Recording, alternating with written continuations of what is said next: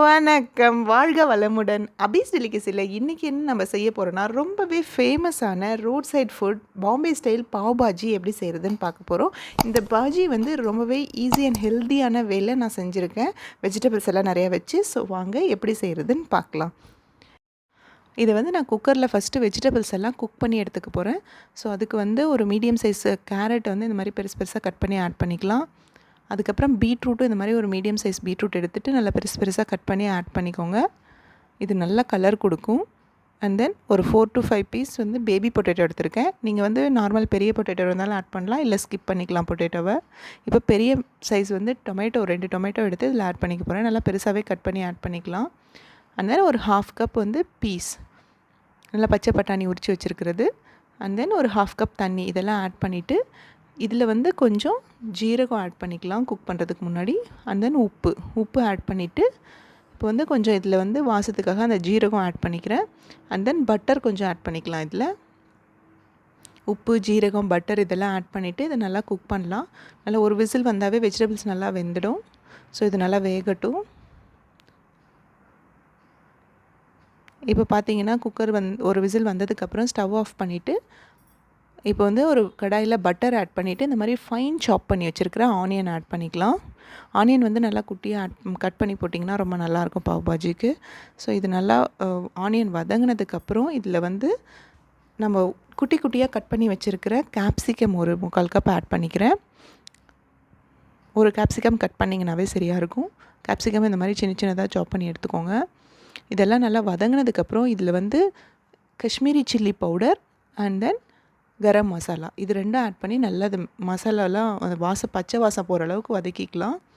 இப்போ வந்து குக்கர் வந்து ஓப்பன் பண்ண முடிஞ்சிருச்சு. ஸோ இந்த டைமிங் உங்களுக்கு கரெக்டாக இருக்கும். ஸ்டவ் ஆஃப் பண்ணிவிட்டு வெங்காயம், கேப்சிகம்லாம் கட் பண்ணி வதக்குனிங்கன்னா இப்போ வந்து குக்கர் ஓப்பன் பண்ணிடலாம். இந்த டைமிங் கரெக்டாக இருக்கும். ஸோ இப்போ இது வந்து நல்லா வந்து மசிச்சுக்கலாம்.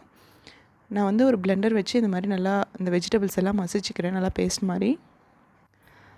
இந்த மாதிரி வெஜிடபிள்ஸ் எல்லாம் மசித்து கொடுக்கும்போது இந்த டேஸ்ட்டும் வித்தியாசமாக இருக்கும். அதுக்கப்புறம் காய் நிறைய ஆட் பண்ணவே பசங்க பார்த்தோன்னே மென்று சாப்பிட கஷ்டப்படுவாங்க. அப்புறம் மசித்து கொடுக்கும்போது அவங்களுக்கு தெரியாது, ஈஸியாக இருக்கும் சாப்பிட வைக்கிறதுக்கும், நல்ல டேஸ்டியாகவும் இருக்கும். ஸோ இப்போ இந்த பேஸ்ட்டை வந்து நம்ம ஆனியன் அண்ட் கேப்சிகம் வதக்கி வச்சுருக்கிற அந்த இதில் ஆட் பண்ணிக்க போகிறோம் கடாயில். இப்போ இதில் வந்து கொஞ்சம் தேவையான அளவு தண்ணி ஊற்றிக்கோங்க. உங்களுக்கு எவ்வளோ திக்னஸ் வேணுமோ அந்த அளவுக்கு தண்ணி ஊற்றிக்கிட்டால் போதும். ஸோ இது வந்து ஒரு 5 to 10 மினிட்ஸ் நல்லா கொதிக்கட்டும். அது வந்து அப்போ தான் அந்த வெஜிடபிளோட பச்சை வாசம் கொஞ்சமாவது இருந்ததுன்னா அது இன்னும் நல்லாவே போயிடும். ஸோ 5 மினிட்ஸ் நல்லா இது கொதிக்கட்டும்.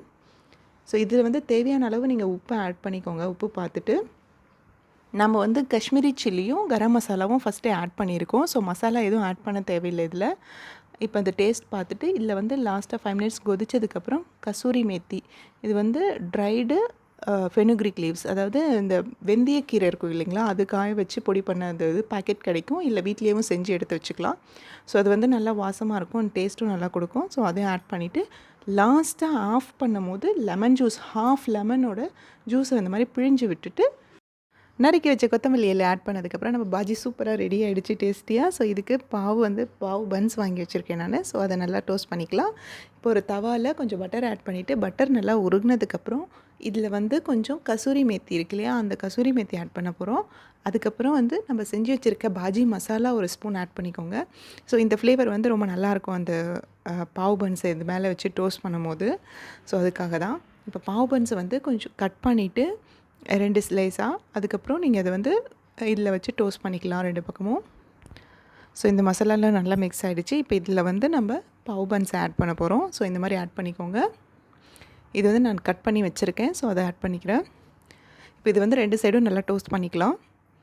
இந்த மாதிரி மசாலா நீங்கள் வெறும் பட்டர் வச்சு கூட நீங்கள் இந்த பாவ் பன்ஸை டோஸ்ட் பண்ணிக்கலாம். ஸோ இந்த மாதிரி நீங்கள் வச்சு டோஸ்ட் பண்ணுறீங்கன்னா ஒவ்வொரு டைமும் வந்து நீங்கள் அந்த தவா வந்து தொடச்சிடணும். இல்லைனா வந்து நெக்ஸ்ட்டு பண்ணும்போது உங்களுக்கு தீஞ்சிரும் இந்த மசாலா இருக்கிறதுனால.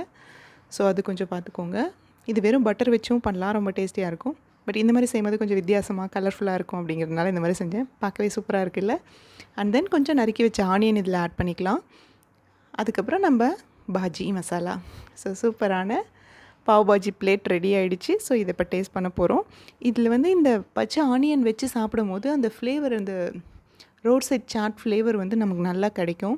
ஸோ அதுக்காக தான் அந்த ஆனியனை உங்களுக்கு இந்த ஆனியன் பிடிக்காதுன்னா நீங்கள் வெறும் பாஜி அண்டு பாவ் மட்டுமே சாப்பிட்லாம், சூப்பராக இருக்கும்.